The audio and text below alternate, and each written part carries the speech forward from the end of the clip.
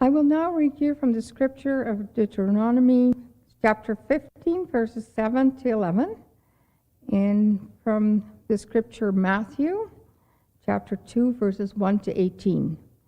From the book of Deuteronomy.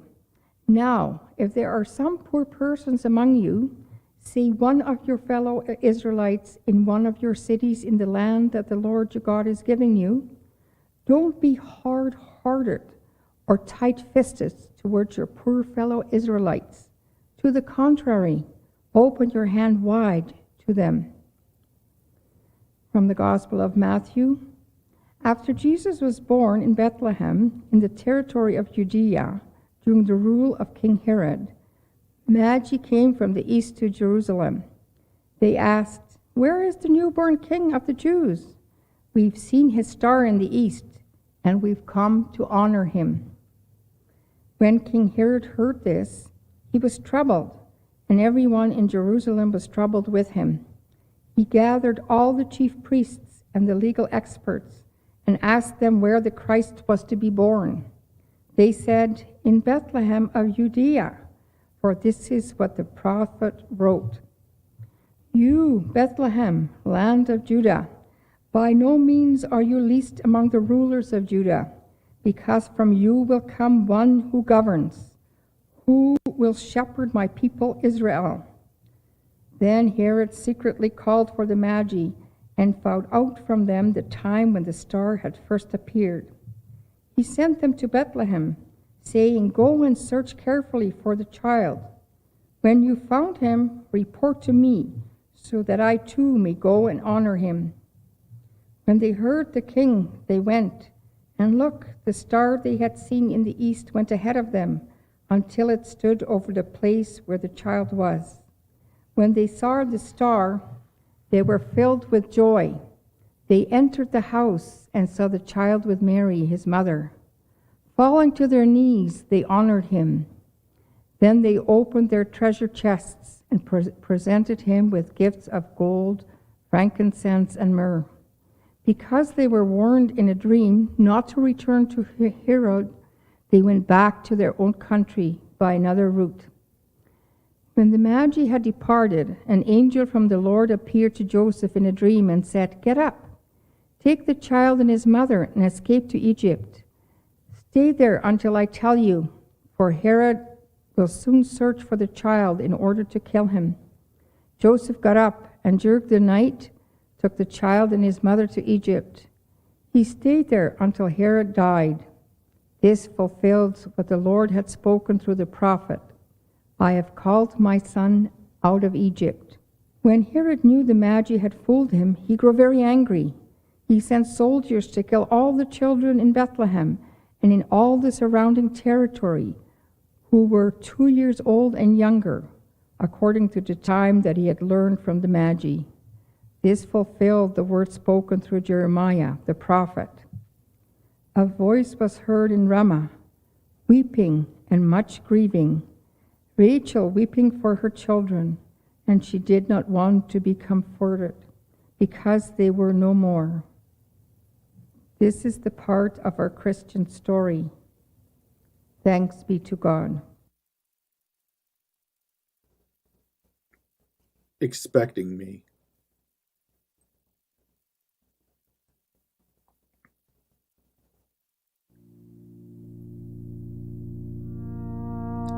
I am making my way, leaving everything I've known for solidarity to be with you. I make all things new.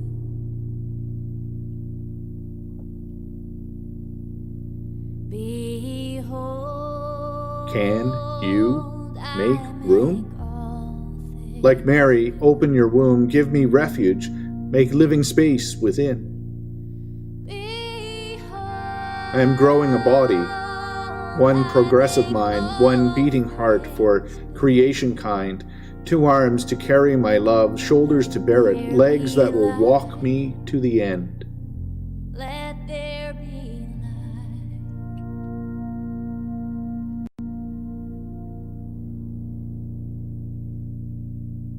God unseen in It's believed that it takes a divine act, an angelic messenger or miracle, an unwinding string of unbelievable yet real circumstances to convince and inspire real-world change. True, and yet willing souls also make a difference. People courageous enough to resist death-dealing, starve fear, and consecrate space for holiness, life begetting life, new breath, fresh eyes, hope.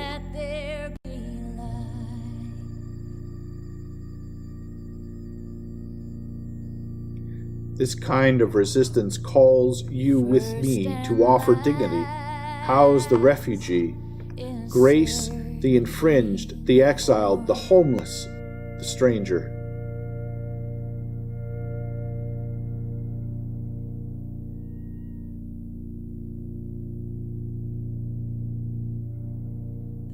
To become the innkeeper, allowing just one more family, without reservation, his last bit of room, just enough for me. The first and last is searching for becoming Light, embodied. becoming light.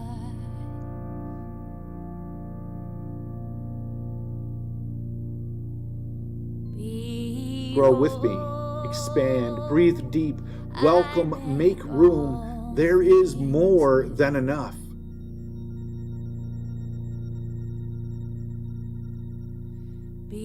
I am, after all, for every last one of you. Lead one another by my way, leaving everything you've known for solidarity to be with me. All things new. Let there be light. I am expecting you. Let there be light.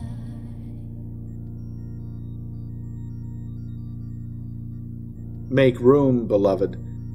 There is more than enough.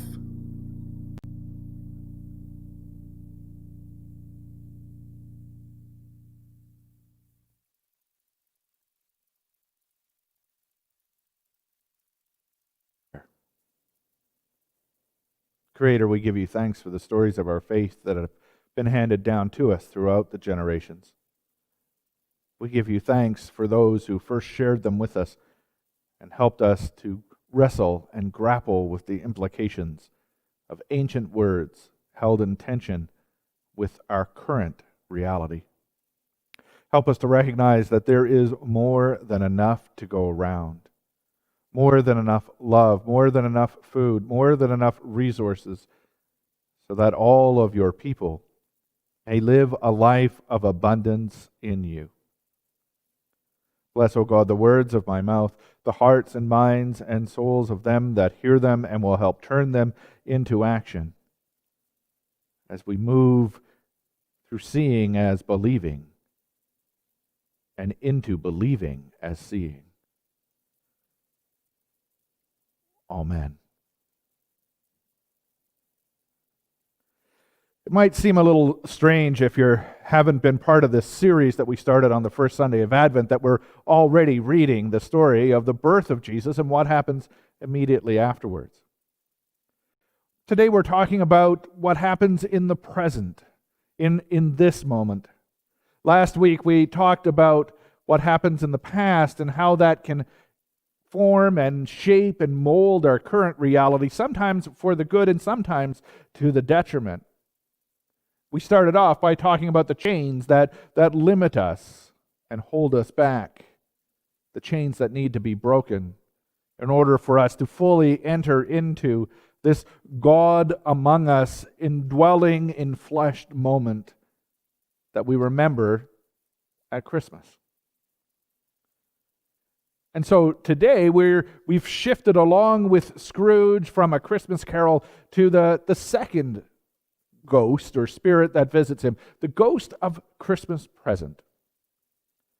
The one that calls Scrooge to look upon him and see the reality of the current present time. Not like the previous one who came and visited him, which seemed ethereal and kind of distant, but close at hand, but not quite there. This is a very present moment. Scrooge can smell the food, can almost touch the people. This is real. This moment right here. And when you compare that with the story that we read from Matthew, you begin to understand what Matt Rawle is getting at when he says these words in his book.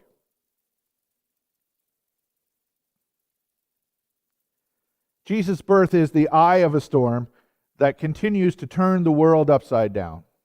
He came so that we might discover and share abundant and everlasting life. If you think about the story that Maria read from Matthew's Gospel, Jesus is born. We have all the associations that we celebrate at Christmas time. It's a wonderful thing. It's a miraculous kind of thing. It changes the course of human history forever. And very quickly thereafter, the Magi show up, and Joseph and Mary are told they need to get going.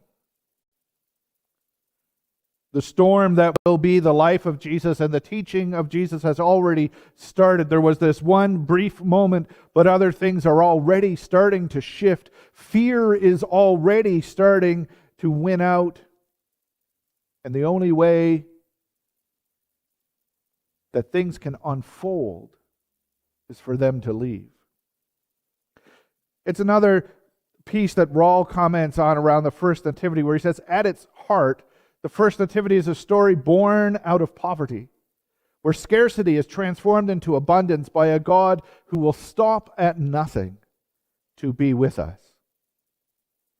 If you think about the situation of Jesus' birth and the condition of his mother and father, of his parents, then it's easy to see that it really is a story born out of poverty. And when the Magi show up, everything has changed. Gold, frankincense, myrrh, that is enough to transform somebody's physical, emotional, spiritual, financial reality. It's a sudden transformation from scarcity to abundance. And even the direction to go and flee into Egypt is a continuation of this story of transformation that begins with the birth of Jesus. The story that helps us now move from fear to hope, to peace, to love, and even joy. It's one of the challenges that confronts us. Speaking about this kind of passage, Basil of Caesarea, he comments on it like this: the bread which you have set aside is the bread of the hungry. This garment you have locked away is the clothing of the naked. Those shoes which you let rot are the shoes of those who are barefoot. Those riches you have hoarded are the riches of the poor. Basil is trying to get us to grapple with what happens when we believe in scarcity and how that forces us to constrict and hold on to and pull away from and move inward out of fear. Ultimately, that's what happens when we do those things, when we keep the food, when we keep the garments, when our closets are overflowing, when we have more shoes than we could ever wear, when our bank accounts are so large there's no way to spend all the money. What we've done is given into a sense of fear and scarcity and hoarded everything in, and the reality of it is that when we do that, we prevent others from experiencing the abundance that God has promised. We prevent others from experiencing the transformation that is real and possible in the world if we are willing to risk having ourselves transformed. In many ways, it's the same parallel as A Christmas Carol and Scrooge. Scrooge has pulled everything in. The whole first part of the story is how much he hates giving away any money. When Marley dies and is buried and the coins are placed on his eyes, Scrooge pays for the funeral services and then goes over and reclaims the 2 coins. So he's not actually out any money. The dead don't need it after all, he says. With Cratchit, he constantly complains about him wanting a day off for Christmas and how that's taking advantage of him for paying wages for a day with no work. He constantly laments the joy of his nephew and how Christmas never put any gold or silver in his pocket. For Scrooge, there is never enough. It's always about gathering more and more and more. And it means that as he walks about the roads of life, he isn't fully engaged in the present. He's always got his eye on future gains, on future investments, on future returns, and he misses life in that way. He misses the experiences that are happening all around him, to the point where in some of the movies, as he walks down the streets, people see him coming and flee and run away. Such is the self-centeredness of Scrooge. But he doesn't just do that with his financial resources. He does that with his emotional resources as well. Scrooge has felt pain in his heart, and he contracts every relationship around him so that he risks never being hurt again. Joy is not something he shares with others or himself. Love is not something that moves outside of his very small circle. Peace, hope, they're so contained that they're stifled. That's the challenge that comes to us this Advent as we read the stories of what happens when Jesus is born. We begin to recognize that many of the same conditions continue to exist today in us and in others if we're honest when we look in the mirror. The phrase goes, there's a little bit of Scrooge in all of us, and that is true. The question as we move through Advent becomes, how much Scrooge? And do we let that part of us, that side of us, the piece that really wants to grab a hold of fear, that wants to find security in the fear, do we let that piece become dominant? Or do we instead focus on hope and joy and peace? That's the challenge that comes us. And now during this pandemic tide, it's really easy to give into that fear. That notion that there's a virus out there somewhere just waiting to grab us and make us sick and perhaps even kill us, and then infect all of our loved ones or people we've come into contact with. Fear that if we're around somebody else, we might die. Yes, we need to take the pandemic serious. I'm not suggesting anything different. But fear can immobilize us and can draw us so far inside ourselves that we forget that the God we worship and the person we follow as the Christ wasn't about fear and scarcity. They're about abundance and joy. Eventually, as Scrooge works through the visit with the ghost of Christmas present, he starts to realize that maybe for the first time what the spirit of Christmas really is. It's a glimmer of hope in a hurting world. That's the story of Jesus. Even when Jesus and his family move into Egypt, it's not because God needs to protect them or save them. If that were the case, then that raises very serious questions about what kind of God saves one family but leaves all the other children under the age of 2 to be executed and murdered.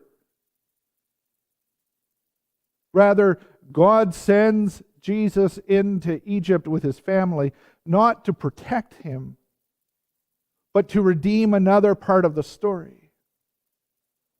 Jesus is sent with his family into the land of slavery that was historically associated with the flee from slavery and persecution. That was the association of Egypt. And all of a sudden, when Jesus goes there and comes back later on, Egypt itself is redeemed. That part of the narrative is redeemed. It is transformed from a story of fear and anxiety and scarcity into one of abundance and hope and joy. The very movement changes the story.